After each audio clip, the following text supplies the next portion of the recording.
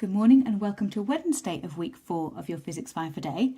And we've got a couple of quantum videos this morning that then seg nicely into the start of Astro.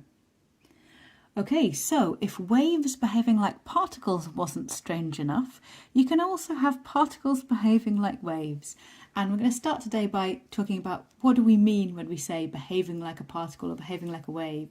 So particle behaviours are things like bouncing off stuff and transferring momentum, or arriving discretely, so delivering energy in discrete amounts. These are things we expect particles to do. Wave behaviours, well, we know a whole load of these: reflecting, refracting, diffracting, superposing. All of those are things that we expect waves to do. Now, we've already seen how light can actually do this in the photoelectric effect. So that's the light behaving like a particle. And in fact, it has been found that particles can do this. Incredibly, particles can diffract and superpose, and we see this in interference patterns. So let's be clear here. If you fire a beam of electrons at a pair of double slits, and then here's a screen that's going to detect where the electrons hit it, you would think that each electron either goes through the top slit and ends up about there, or it goes through the bottom slit and it ends up about there. But those are the only possibilities, because these are particles, so they have to go through one hole or the other. But this is not what happens. This is what happens. Incredibly, you get a whole series of places where the electrons hit the screen, and in between, spaces where no electrons hit. In other words, you get a pattern of maxima and minima. You get an interference pattern.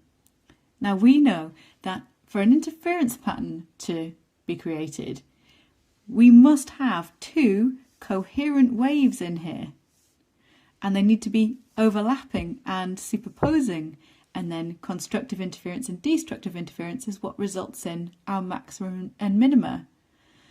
And so if electrons are doing this, it means electrons are behaving like waves, whether we like it or not.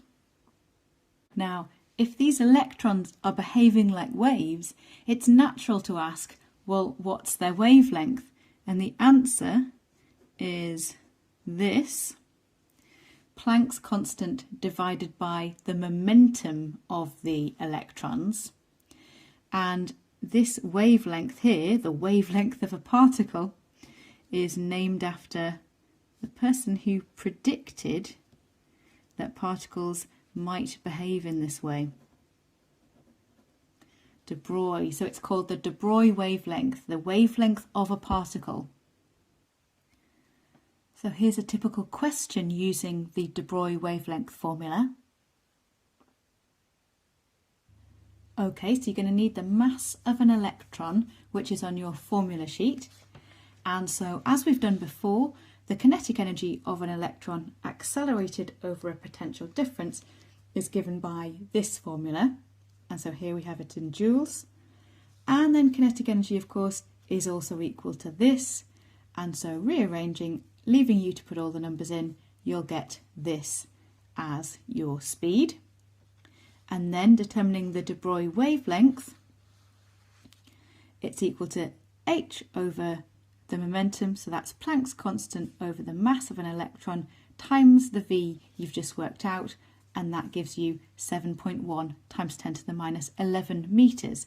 If you used the unrounded value here, if you used the value they've given you there, you'll get 7.3 times 10 to the minus 11, which is also allowed.